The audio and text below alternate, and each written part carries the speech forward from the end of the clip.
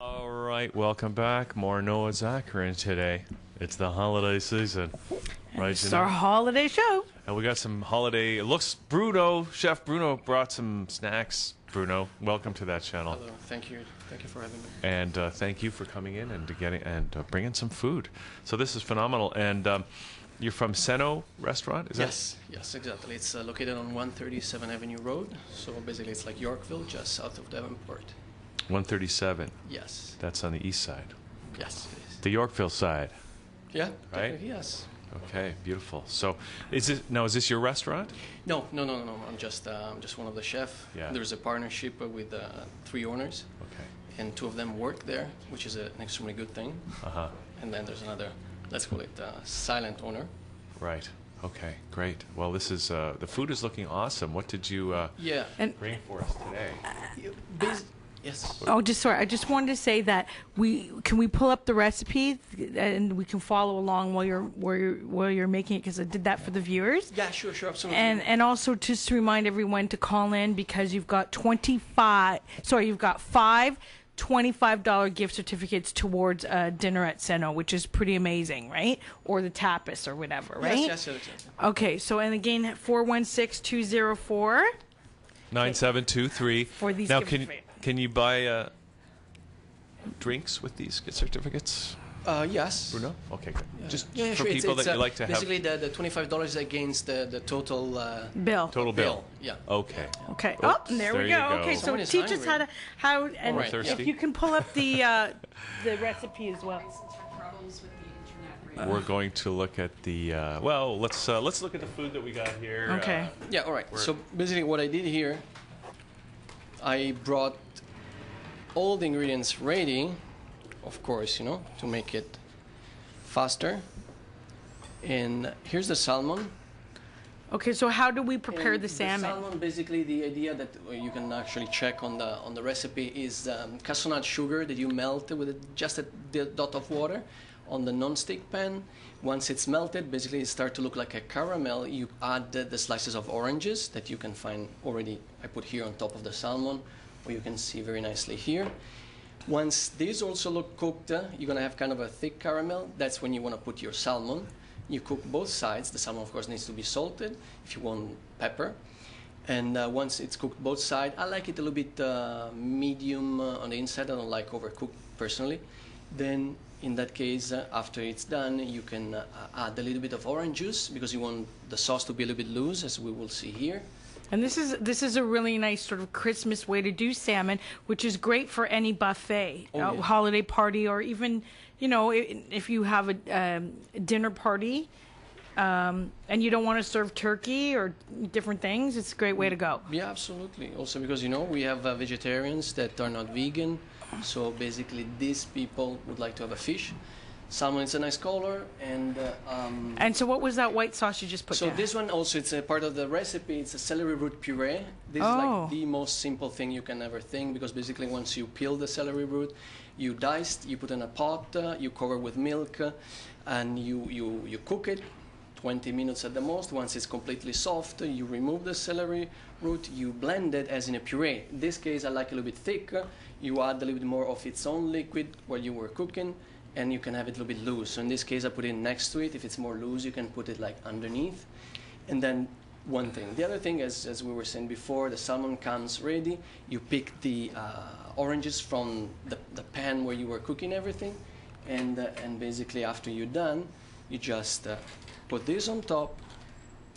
And let's pretend that this is hot, steaming hot from the pan, and you have, one thing I didn't say, but still, again, it's in the recipe, so no worry about it. It's a little bit of butter, it's winter, so wow. doesn't hurt. How long does it take to make this dish?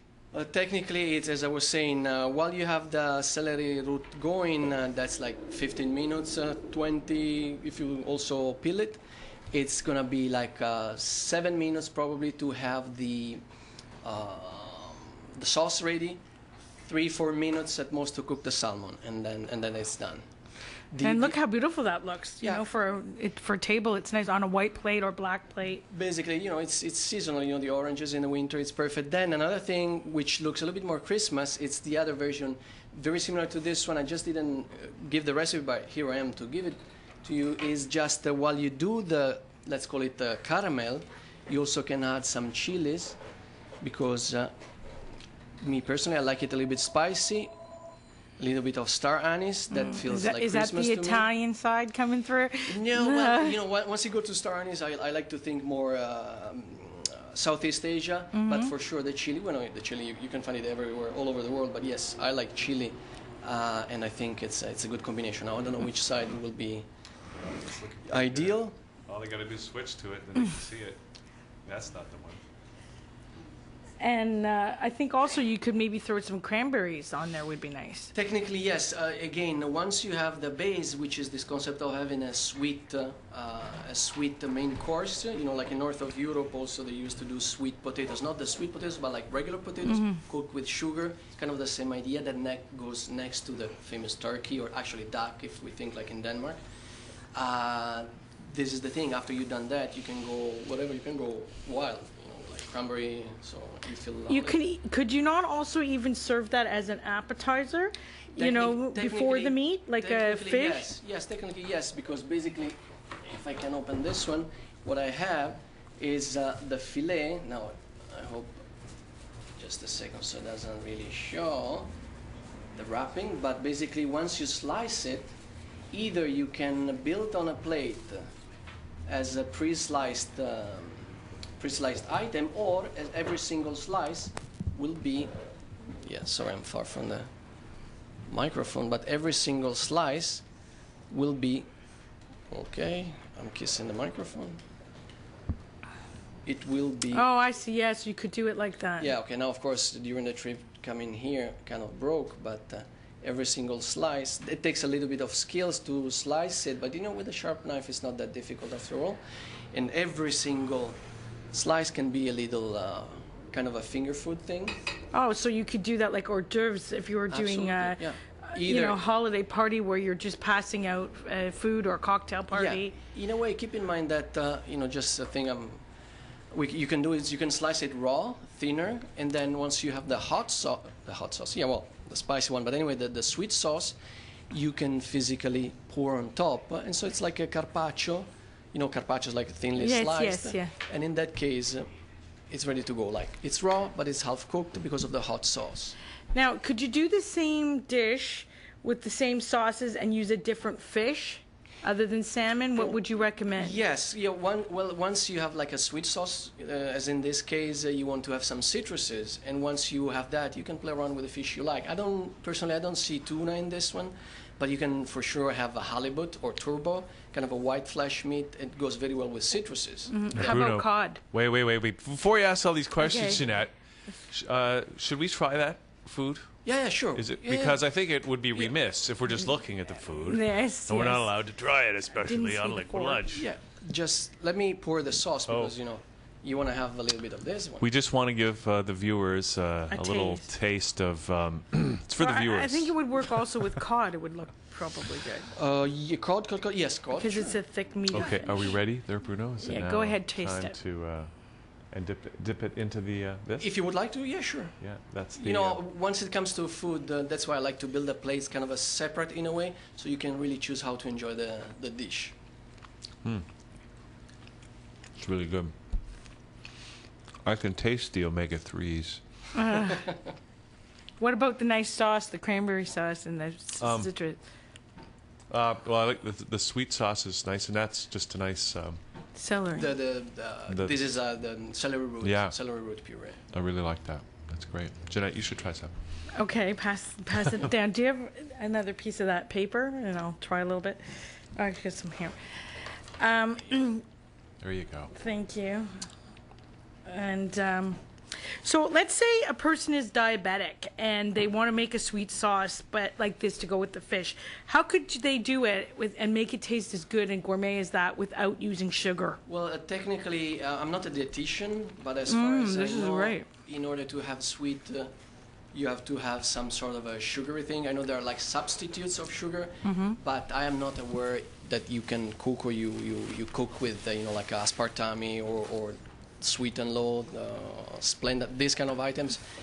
I can help from that point of view.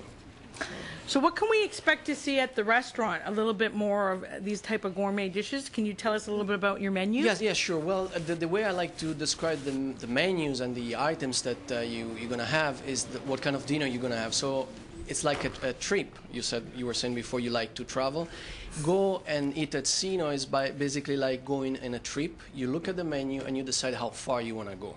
Because basically, we are working there. I'm Italian, but I worked different places. Like I have Japanese training as well. There's another chef, and he has a very classic Italian training. So you can go from Italy to France to Asia, whatever. That's why we have also the tapas menu. So it's a little nice thing because we have a nice bar, becomes sort of a patio during the warmer season, and you can pick in the tapas menus that range seriously from Mexico, even Canada, of course, Europe, all the way down to Southeast Asia. So that's how it is. Of course, everything tend to be beautifully presented. Oh, that's good. So tell us a little bit about Ceno, the restaurant, in terms of how long it's been around and that sort of thing. Well, it's a month now. It's a month. New restaurant. Yeah, it's a new restaurant, and it was an interesting time for the acquisition because we were kind of rushing in order to be ready for the holidays. And so basically, yes, we had like a silent opening, and then we had sort of a grand opening for friends, but technically it's like a month, less than a month that we're open. Yeah. It's newest and hottest, Toronto's newest and hottest venue. Yeah. I'm new as well, I'm here only for since 2008, so it's 2 years I'm here. So. Yeah. And do you have a separate party room in the venue?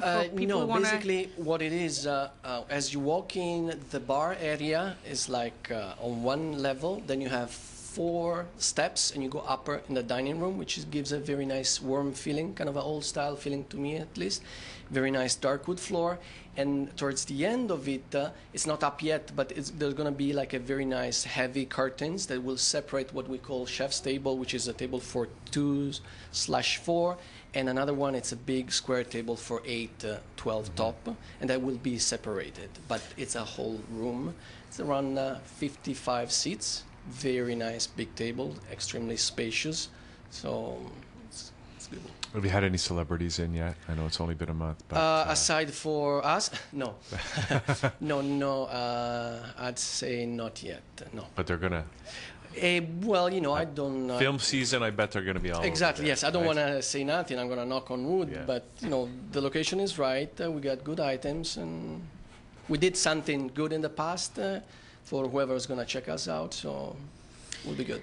I wanted to ask you, how tough is it today to be a chef? Because there seems to be like a lot of chefs that have become celebrities, like Mark McEwen and Massimo and Emerald, and that.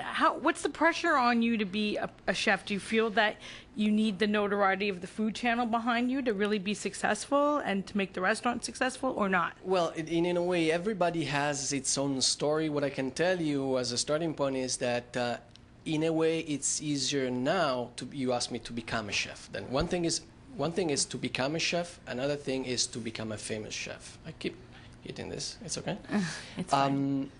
So it's easier now because if I think as myself when I was a kid, I wanted to become a chef at the right age, like 13 years old, and I couldn't just because of my family. Back then, it was not a good, nice, interesting job. Anyway, nowadays everybody wants, or a lot of people wants to become a chef. So aside from excellent schools, that there are excellent schools, there is a big motivation that there was not a big motivation back in my days. Then now, of course, because there's more challenge, because much more people want to become a chef, of course, if you don't have enough network, as you said, like Food Channel or things like this, you might sound like you're nobody. But once you go into the professional entourage, if you did something good, people in the business, in the restaurateur, food critics, they know you and they can value your work, basically. But bottom line, you got to have the passion. That's the first step. You don't go there for the fame or the glory. You have to have the passion.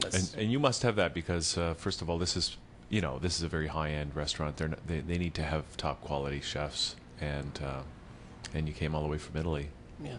Yeah, well, yes. I don't like to brag about myself, so I say... Oh, that's okay. It's your chance to do it. Go for it. No, well, basically, as a late starter, I pushed hard from the very beginning, and I had, I say, good chances, and people said also I was good in a way because I built those chances. So I had I had jobs in Michelin star restaurants. 2 Michelin star restaurants in Italy twice. I was a chef de cuisine of what is now 2 Michelin star restaurant in Milano. So I was able to, well, I can say that, let's say that the first time I stepped into a kitchen was for internship, and the owner was surprised because he didn't think it was my first time in a kitchen, because if you could see what a young kid looks like when he steps into a kitchen for the first time, especially a busy kitchen, it really, you become dizzy like in seconds. Well, number one, I was already, I was not a kid to start, and so I was not dizzy at all. But anyway, what was it? What was your, why were you so prepared for that environment? I think because I was mentally prepared. I was mentally prepared. Like I was ready to take whatever. Because, a restaurant kitchen can be tough environment. I knew that already before starting. Yeah. And so I was ready for whatever. And I remember that I needed to stay focused. And that's what I tried. Of course, I remember I burned something because I forgot something in the oven during service, but it was just the only mistake that day. Yeah. And it took a year for myself to get the first cut on my fingers, which is kind of nice. And that basically that was it. Like, I know once you're there, never give up, just work hard. Yeah. So it sounds like if you were on Hell's Kitchen, Chef Ramsay wouldn't have had a problem with you. Well, I wouldn't say that. I wouldn't go that far. I'm not really a guy tough for the competitions. Like, I don't do 100 meters, when you run. I'm more like a half a marathon. So I go hard but steady for long run. So slow and steady wins the race. Yeah, that's right. So that's very good. Well, I want to thank you for coming in, and it's again Ceno. What's your website again? It's www.ceno.ca, as in CENO.ca. And do you have any nightly entertainment there on the weekends? Actually, yes. Thank God you mentioned it, because we do have live music on Thursday, Friday, and Saturday night. And we do also have valet parking, because, it's not very bad, the parking on the street, and there's a Whole Foods parking garage. In Yorkville, there's plenty of parking, but still, you gotta have valet parking when you're there. And the entertainment, live entertainment, of course, is live music, and we have, I don't know how to describe it fast, but like a piano, sax, sometimes, how do you call the big cello, even the big one? Oh, bass, stand-up bass. Stand-up bass, yeah. So sometimes it's very amazing music. This sounds amazing. I have to get down there. Yeah. Sounds like a lovely place to hang out on a Saturday night. I have to say it is. Or to take someone on a date or something of that age. Sure. Candles on every table, low lights. Music is not too much, high volume, so it is. Perfect. And you can get lots of omega-3s with the healthy. Okay. And thank you for bringing that lovely dish for us to try. And again, the recipe, if we have it on. We like there to show it. Let's see if we can scroll down. People, you can get the video after the fact and go through this slowly, write everything down, and prepare it for your lovely holiday table, or as an appetizer, or as a hors d'oeuvre to serve. And don't forget that we had 2 callers for the gift certificate, so we'll get you the name. Okay? Yeah. Thanks so much. Thank you very much. Thank you, Bruno. Okay. Bruno Soleri from Ceno Restaurant, Ceno.ca. We're going to take a quick break. We got Lori Howard and Cheryl DeCause. Did I get coming that right? Up, we're talking about staging inside and outside for holiday decor for the home. Perfect. Right back here on thatchannel.com.